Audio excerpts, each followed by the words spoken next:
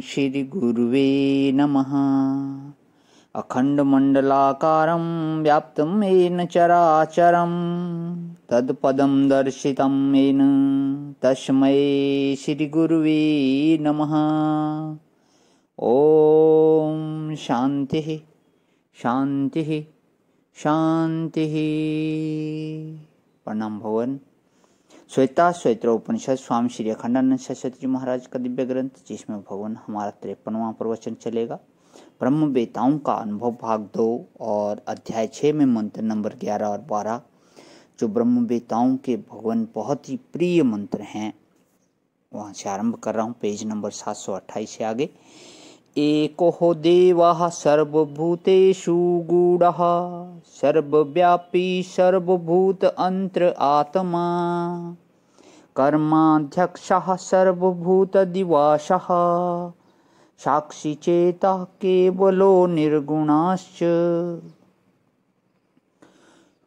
वह देव बोला हुआ है ब्रह्म के लिए। वह देव एक है, सर्वभूतों में छिपा हुआ है, सर्वव्यापक है और सब भूतों की अंतरात्मा है।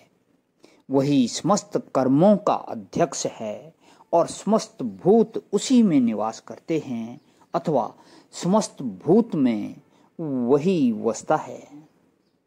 वह सर्वसाक्षी, सबको चेतित करने वाला, केवल और निर्गुण है। मंत्र नंबर 12 भी ले लेते हैं। एको वशी निष्क्रियाणां बहुनाम एकं बीजं बहुधा यः करोति तम आत्मस्थं ये अनुपश्यन्ति धीरास्तेषां सुखं शाश्वतं नेतरेस्ताम्।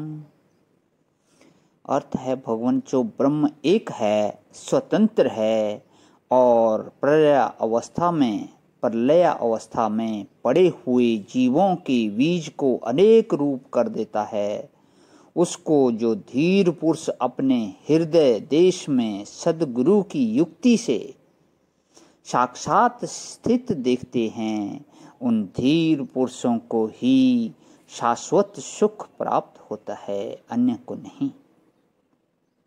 किम तद ब्रह्म, वह अद्वय ब्रह्म क्या है।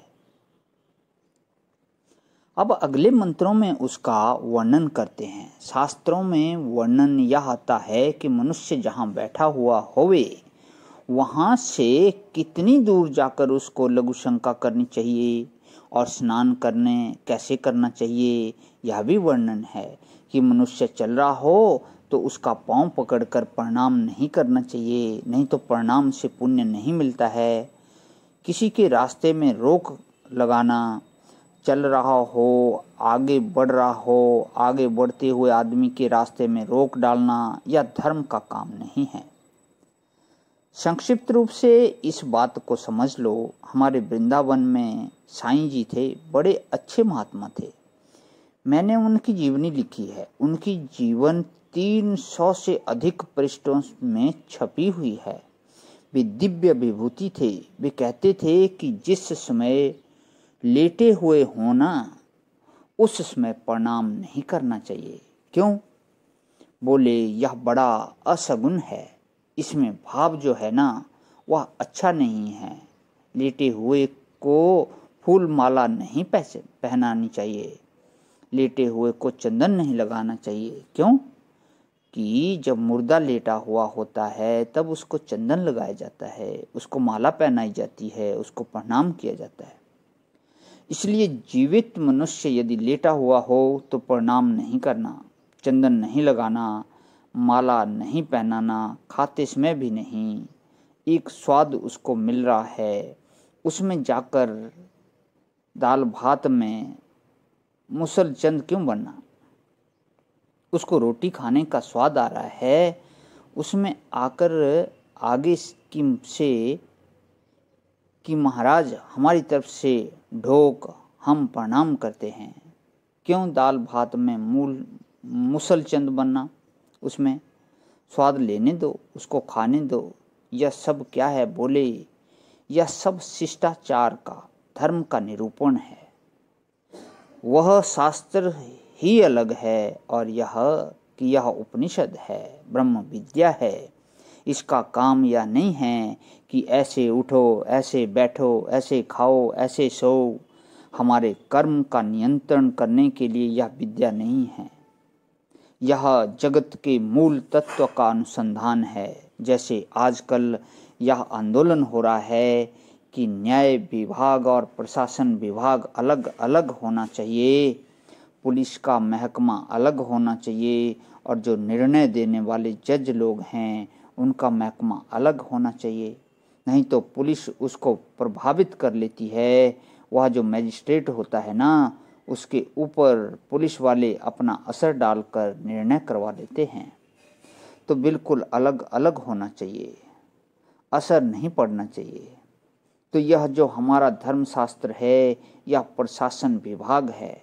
मनुष्य को कैसे रहना चाहिए यह सीखने के लिए यह जो उपनिषद है, यह ब्रह्म विद्या है।